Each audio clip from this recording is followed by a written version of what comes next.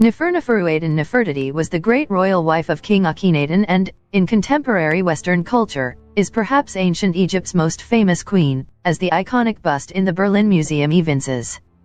She and Akhenaten produced 6 daughters, a female royal contingent that enjoyed unusual prominence during Akhenaten's reign. In fact, Nefertiti holds the position as the Egyptian queen with the most surviving appearances on monuments and other artistic mediums. During his reign, Akhenaten enacted a series of shocking religious and societal changes that recentered the Egyptian pantheon around a formerly peripheral god, the Aten. This political move most likely created a place of prominence for Nefertiti within official mediums. To cement the pharaoh's societal changes, greater authority was placed on the royal family, a decision in which Nefertiti's influence was continually emphasized.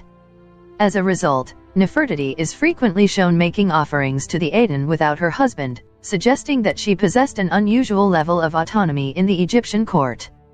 Images even show Nefertiti smiting the enemies of Egypt, a motif previously reserved only for the pharaoh. In addition to being used as an authority figure within her husband's new iconographic program, depictions of Nefertiti were used to embody several important principles of the religious reforms centered on the Aten. The main tenets of the new Amarna religion were laid out in the Great Hymn to the Aten, a text that discusses the role of the solar disk in providing Earth's occupants with life and sustenance. One principle emphasized throughout the Great Hymn to the Aten is the concept of fertility and the generation of new life, an idea often mirrored in the art of the Amarna period. For instance, both men and women were depicted with large stomachs and thighs in what appears to have been an effort to call to mind gods of fecundity, such as Hapi. In a shrine stele now in the Berlin Museum, Akhenaten and Nefertiti are seated facing one another with the Aten shining down above them. Akhenaten holds one of the couple's daughters in his arms and kisses her on the lips, while Nefertiti sits with one of her daughters on her knee and the other perched on her shoulder, reaching playfully for her mother's earrings.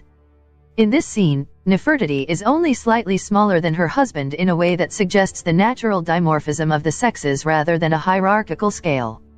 In addition, the facial features, dress, and posture of the royal couple are remarkably similar. They both wear headgear of similar shapes, with Nefertiti wearing her typical flat-topped crown and Akhenaten wearing what appears to be his blue crown. The stela is damaged. Finally, the Aten holds 2 ankh symbols to the noses of the king and the queen, suggesting that even in the eyes of the Aten, Akhenaten and Nefertiti were analogous. All of these parallels in depictions of the king and queen seem to reflect their complementary nature. As stated in the Great Hymn, the king was intended to function as the intermediary for the Aten on earth, which suggests Nefertiti was his female equivalent in this role. This idea is bolstered by the fact this stela was a shrine in a private house, implying that citizens of Amarna were meant to worship the entire royal family and not just the king. Nefertiti may have maintained a position of influence even after her husband's death. Many scholars suggest she even was one of Akhenaten's successors and reigned under the name Nefertiti. Between Akhenaten's last year on the throne and the time that Tutankhamun became pharaoh, we know 2 distinct kings briefly reigned under the names of Nefertiti and Smenkhare. Confusingly, these 2 kings shared the same prenomen when Nefertiti's was abbreviated, which led scholars initially to believe they were the same person. However, consensus now holds that Nefertiti was not the same person as Smenkhare and that she actually was a female pharaoh based on the feminine endings on some of her epithets and the feminine spelling of her prenomen. Early on, scholars suspected Nefertiti and Nefertiti were the same person because Nefertiti used the name Nefertiti when she was queen. This theory was further supported in 2012 when the Leuven Archaeological Mission discovered a graffito at Deir el-Bersha naming Nefertiti as Akhenaten's chief queen.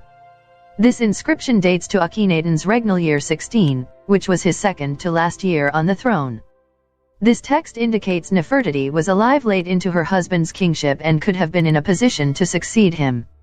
However, even if Nefertiti did not reign as a king, she undoubtedly remains one of ancient Egypt's most famous queens.